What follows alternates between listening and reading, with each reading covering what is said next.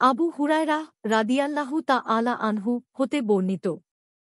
তিনি বলেন, রাসূলুল্লাহ সাল্লাল্লাহু আলাইহি ওয়াসাল্লাম বলেছেন, আলমে আরওয়াহ বা রূহ জগতে আদম ও মূসা আলাইহিস সালাম পরস্পর তর্কবিতর্কে লিপ্ত হলেন। এ তর্কে আদম আলাইহিস সালাম মূসার উপর জয়ী হলেন।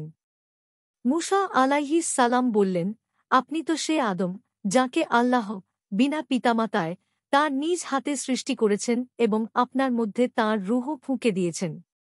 মালাইকার দ্বারা আপনাকে সিজদা করিয়েছেন এবং আপনাকে তাঁর চিরস্থায়ী জান্নাতে স্থান করে দিয়েছিলেন।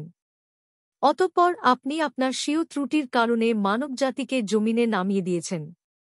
আদম আলাইহিস সালাম প্রত্যুত্তরে বললেন, তুমি তো সেই মূসা যাকে আল্লাহ তাআলা নবুয়তের পদমর্যাদায় অধিষ্ঠিত করেছেন। তোমাকে তাওরাত দান করেছেন, যাতে সমস্ত বিষয়ের বর্ণনা রয়েছে। অধিকন্তু তিনি তোমাকে গোপন কথা দ্বারাও নৈকট্য দান করেছেন। আল্লাহ আমার সৃষ্টির কত বছর পূর্বে তাওরাত লিখে রেখেছিলেন তুমি কি জান?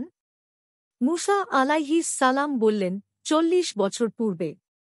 তখন আদম আলাইহিস সালাম বললেন, তুমি কি তাওরাতে এ শব্দগুলো লিখিত পাওনি যে আদম তাঁর প্রতিপালকের নাফরমানি করেছে এবং পথভ্রষ্ট হয়েছে? সূরা তহা ১২১। মূসা আলাইহিস সালাম উত্তর দিলেন, হাঁ, পেয়েছি। তখন আদম আলাইহিস সালাম বললেন, তারপর তুমি আমাকে আমার আমলের জন্য তিরস্কার করছ কেন, যা আমার সৃষ্টিরও ৪০ বছর পূর্বে আল্লাহ আমার জন্য লিপিবদ্ধ করে রেখেছিলেন। রাসূলুল্লাহ সাল্লাল্লাহু আলাইহি ওয়াসাল্লাম বললেন, সুতরাং আদম আলাইহিস সালাম মূসা আলাইহিস সালাম এর ওপর জয়ী হলেন। মুসলিম ২৬৫২, বুখারী ৬৬১৪তে সংক্ষিপ্তভাবে, আবু দাউদ ৪৭০১, তিরমিযী ২১৩৪, ইবনু মাজাহ ৮০, আহমাদ ৭৩৮৭, সহীহ ইবনু হিব্বান ৬১৮০, সহীহ আল জামি ১৮৪।